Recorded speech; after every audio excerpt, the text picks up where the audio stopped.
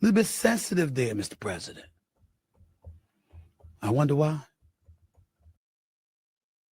You got some nerve calling somebody sensitive, and you here simping for another man.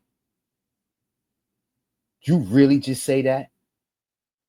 You really just call him sensitive when you're literally on here simping for another man? You can't make this shit up. Nah, you wildin'. You wildin' for that.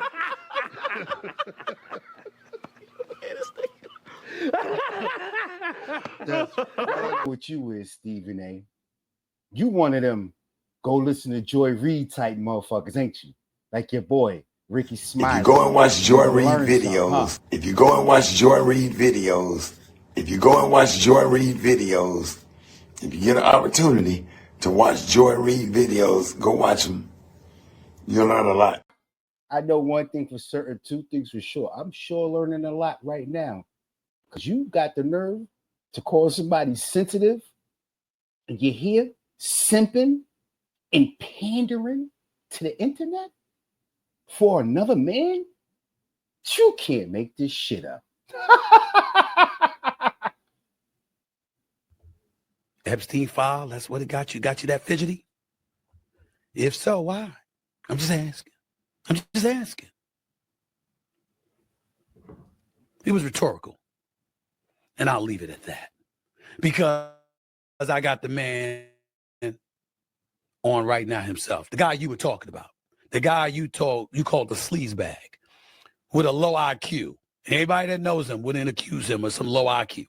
Yeah, some people might call him that sleaze bag stuff. You know, Charlemagne don't play, so he gonna say what he gonna say, and some people might feel that way about him. But ain't nobody gonna question the brother's IQ now. I think he got a low IQ, and so does the president. And I'm pretty sure there's a whole bunch of other people out there in this called the internet that think he does too. There you go again, assuming people don't think that. Tis. He gonna say, and some people might feel that way about him, but ain't nobody gonna question the brother's IQ now. That ain't gonna happen. To say about it, but who better to talk to than my next guest, the man that was verbally attacked by the president of the United States, Donald Trump, the one and only Charlemagne the God, co-host of the popular show, The Breakfast Club, listen, it doesn't get much bigger than them. Over 1 billion views thus far this year alone. Just continuing to do their thing. Author of a couple of books. We'll get into all of that as well. Charlemagne the God is right here with yours truly. What's going on, big time? How are you, man? How's everything? Stephen A. Smith, what's happening, my brother? How are you? Man, I'm doing great, man. Just struggling with a little laryngitis, but I'm getting better, so I'll be good. Let's get right to it, man. I just want to let you know that in case my voice sounded a little bit raspier than usual. You heard what the president had to say about you. I'm going to read this right here. When you were on Lara Trump's show, all right, My View, just a few days ago, and you alluded to the conservatives within the GOP having an opportunity to take advantage of this whole Trump association with Jeffrey Epstein, somebody he knew for about 15 years or so. Obviously, the president took umbrage to that. And one of the things he said was about you. First of all, he called you a sleaze bag and discounted your intelligence. And secondly, he says he's a low IQ individual, has no idea what words are coming out of his mouth, and knows nothing about me or what I have done. Just ending 5 wars, including a 31-year bloodbath between Republic of the Congo and Rwanda, where 7 million people have died, and there was no end in sight.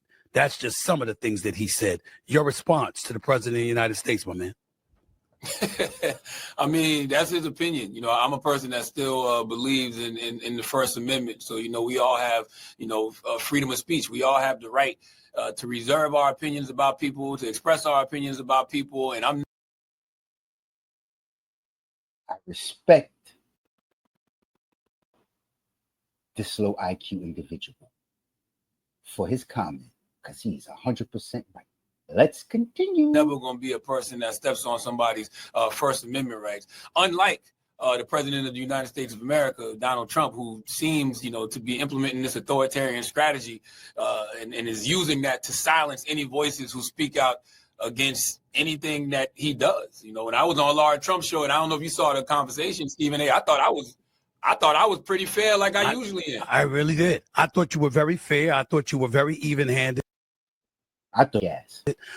You even reminded me of the importance of maybe I should stop calling myself an independent because we live in a binary two-party system where, That's you know, right. you say, I saw what you were saying, and obviously it made all the sense in the world, so I wanted to give you credit for that.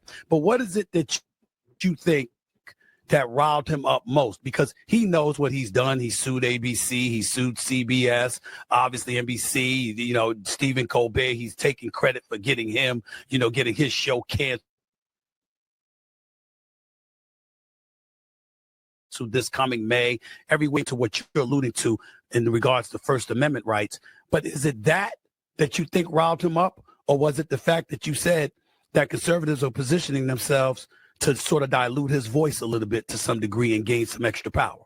Yeah, I think it's a combination of all of those things. You know, me, you know, pointing to the fact that he's the one who said on the very first day, I'm going to bring inflation down. On the very first day, I'm going to bring, you know, grocery prices down. And we know prices aren't down and inflation isn't dead. We just saw the job numbers come out this past, was last Friday it was, and unemployment is up. Then he fired the labor statistic chief, you know, who put those numbers out. And also, let's just forget the stats for a second, right? I was in Maryland earlier this year for my daughter's cheerleading competition, right? And people were coming up to me, talking to me, telling me how they're losing their jobs, you know, because of what Doge was doing. And like, I'm an ambassador also for the food bank in New York City. I see firsthand how federal funding, you know, being cut for programs like that impact people. So you can't just, you know, throw a bunch of stats out there and tell people things are all good, you know, when they aren't. And that's actually kind of crazy coming from President Trump, because that's the same mentality that hurt Democrats when they was talking about Bidenomics and telling people stock prices are up and GDP is up, but people in the streets are still hurting. You can't keep peeing on people's head and telling them that it's raining. And I mean, that's what's happening right now, from the economy to Epstein. Well, listen, the economy, like you pointed out, they was projecting 113,000 jobs in July, and it turned out to be only about 73 to 75,000. So they came up short, and he fires the commissioner for labor statistics. So you were talking about that. Obviously, we hear about the tariff wars, and we're hearing that there's $10 trillion in pledges. You and I are from the same kind of hood, my brother. I guess for me, what resonates with me is that's a pledge. That ain't a guarantee. That could be reneged upon any particular moment in time. You know what's crazy? What about the people he went and seen that they already made their agreements? I'm not even including the pledges. But nobody else has even done those. Who the hell else has even got pledges? Let's be for real. Whatever president has done that in our time. Come on. You got to give him some type of credit. He talking about people hurting in the street. People's been hurting in the streets since the dawn of time. Now, if you can figure out a way to stop that, you be the man.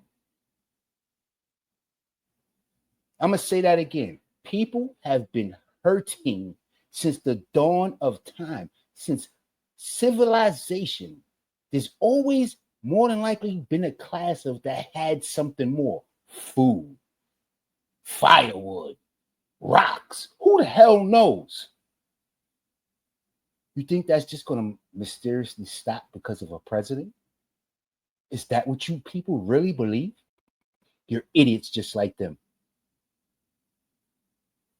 I understand that if it comes to fruition, it will definitely stir the economy in a positive direction. But until it definitively happens, I'm not caught up in promises of manufacturing jobs and semiconductor jobs, and I'm not caught up in all of that. I got to see it actually happen. I'll give him credit for the border because I think it needed to be closed because Biden had it wide open. I don't like the way he's going about it, but I only say that to say, if there's a person, in spite of all the criticism that you may throw in his direction, that would speak favorably about something that he's done, if you believe there is something favorable that he has done, somebody that would say it is you. So as we sit here today, having said what he said about you, is there anything positive that you could point to about the Trump administration? That's true.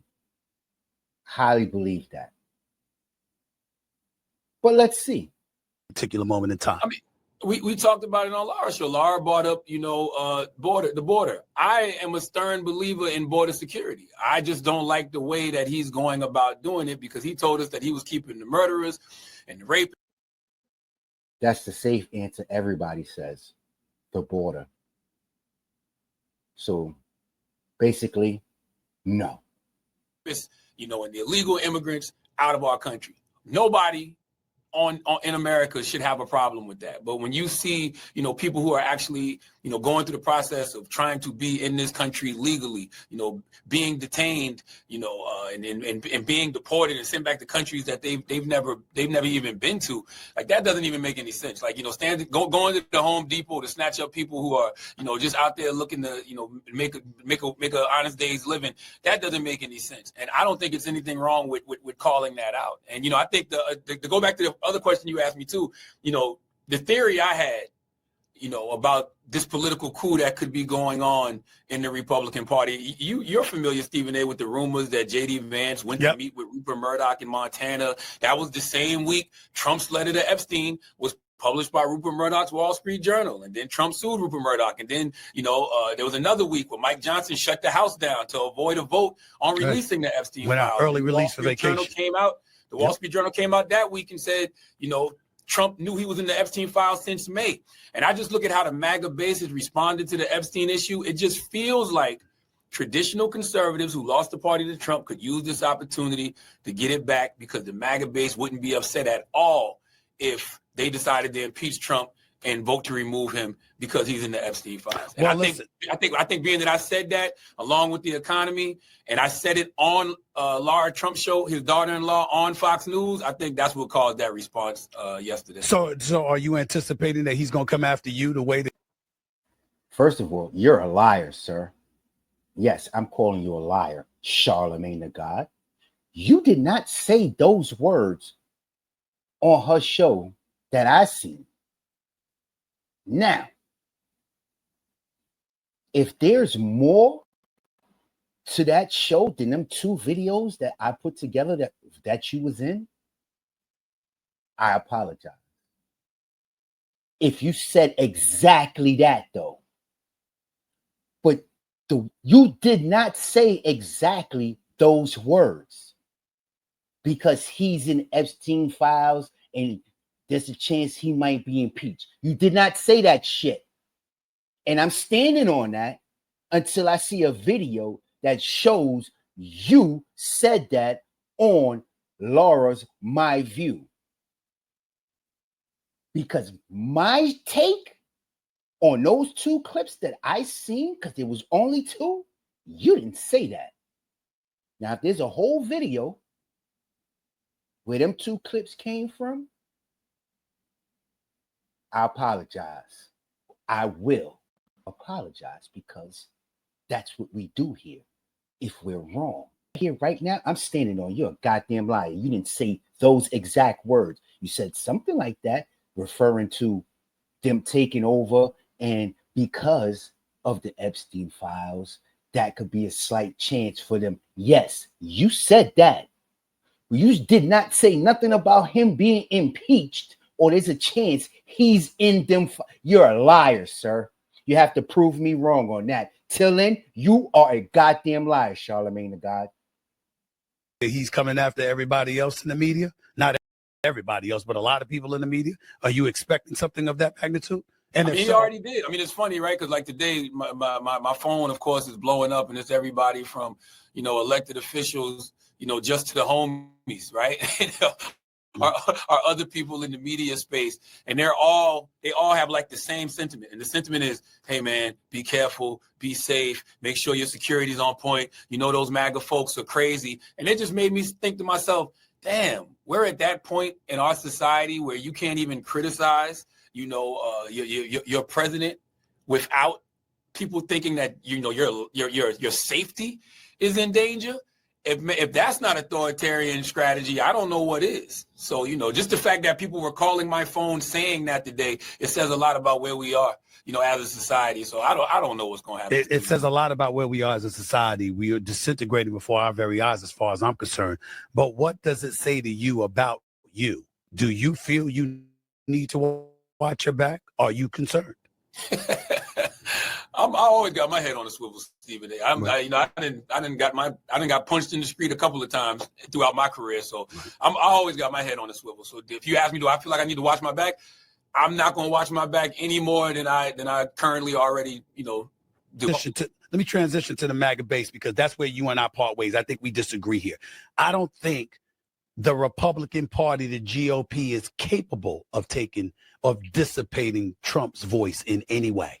I don't think they're capable of doing it. And I'll tell you why. Partially because of the Democrats. Because, again, let's look at Mamdani in New York City. Democratic nominee just beat Cuomo in the primaries. Favored to beat Cuomo and Eric Adams, who are both running as independents in the New York City mayoral race. You see the Gavin Newsom, and even though he's leaving office, we know what his history was in terms of progressive verbiage and what have you, even though he's trying to lean towards the center because he's plotting a 2028 run. I was born at night, not last night. I see exactly what the hell he's doing. We got a cat in Minnesota that's considered to be progressive, and apparently he's making some noise as well. I think that when you have that going on the left, Trump doesn't have to worry about anybody on the right, because they'll never go in a different direction. To that you say what? Well, that's interesting you bring that up, because I'm on record as saying that, people may rebel against MAGA, right? And we pretty much kind of knew Donald Trump would fumble the ball in some way, shape, or form. But we know that Democrats don't have the proper team on the field to recover the fumble. So just because they will rebel against MAGA doesn't necessarily mean they're going to go, towards Democrats. And that's why I feel like traditional conservatives have the opportunity to take their party back and present that, traditional conservative way of doing things to America. And it'll be a large majority of people who feel like, that's more stable than what's going on with MAGA. That's more stable than what's currently going on with the Democratic Party. I think I'm going to stay right here, because they're going to be the ones that look like, they're sort of in the center. I feel like even, the progressive left, looks like they're in the center right now. Because when you talk about somebody like Mamdani, the reason he's resonating is because he's using one word, Stephen A., affordability. He's simply going out here and saying, New York is too expensive to live in. And guess what? People all over the country feel like that about wherever they are. If you're not in a certain tax bracket, they feel like the country is just, too expensive. Affordability. Anybody who talks that language is going to resonate with. I had to. Okay. That's enough. That's it. No more. He just said Mamdani. You know why? Because he believes podcasters and actors should be politicians. He said it on Laura Trump show. We're going to do this. We're going to say shout out to Stephen A. Smith, and we're going to say shout out to Charlemagne the God, respectfully. First and foremost, we don't disrespect nobody personally here. Nothing here is personal. Everything is commentary to what? The things they say on the internet, and that's it. Nothing personal here. But, sometimes people take things personally. That's not my problem. I ain't here digging in nobody's past. I ain't here Inspector Gadget and shit, and neither should you be. You got too much time on your goddamn hands if you're willing to go that far, first of all. Now, back to what I was going to say. Please, in this moment, you're low IQ because you're not smart enough to know you just told everybody a goddamn lie on this internet. Until I see a video that contradicts what I'm saying, you are a liar. You did not put that Laura Trump's show at all, sir. No, you didn't. Now, as for Stephen A. Smith, respectfully, sir, you got to stop. You got to stop. Like you got your panties all in squeezing your ass crack or something. What's wrong with you? You on vacation. You ain't got nothing better to do than worry about Trump making a comment about Charlemagne. Charlemagne don't even give a damn. Maybe he does, but he didn't say nothing. That's his problem. See, this is people's problem. You always want to stick your nose in somebody's business you ain't got no business in. I'm going to say that again for the idiots in the room like you. You and people like you always sticking your nose in something you ain't got your goddamn business in. Get your nose out of his ass. Why are you lap dancing? I'm pretty sure he don't like men. Y'all gotta stop lap dancing people. But don't worry. Keep doing it. Because you're gonna get people like me even better at doing what I'm doing now. Because of people like you. The more I find out of people like you, because there's a bunch of you per se in different categories, because you know everybody's an individual. They're not all the same. But you're all the same. You need to mind your goddamn business. Because he got the freedom of everybody else, just like I do. Just like you do. And just like you could come call Charlemagne up on your vacation. Your vacation must not have been that goddamn interesting. Real shit. How interesting was your vacation? You ain't had nothing better to do on vacation than to simp and panned on the internet for another grown man. Tis, tis, tis. And with that, you already know what it is. It's your boy, TW. And yes, we are most definitely uncensored over here. You got to do better, Stephen A. You got to do better. I don't know. But I know that ain't it. Simping and pandering on the internet from that man. After these messages. But first, don't forget the motto. 9 to 5, that's to make a living. But 5 to 9, that's to make a way of life. You better believe it. Where was I? Oh, yeah. After these messages, I will be right.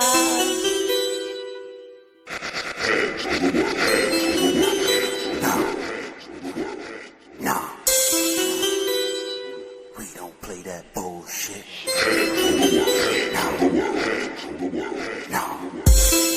We don't play that bullshit. Fuck around, get a full clip. We don't play that bullshit. You fuck around, get your ass killed. Broken bullets when it's wartime. Wartime leads to broken bullets. Broken bullets when them slugs project. Look here, boy, we let off rounds. Broken bullets when them shells eject. Them shells eject, boy, and hit the ground. They hit the ground. They hit the ground. Hit the ground. Hit the ground. Them shells eject, boy, and hit the ground. Told you niggas not to fuck with me. I thought I told you, nigga. Told you niggas.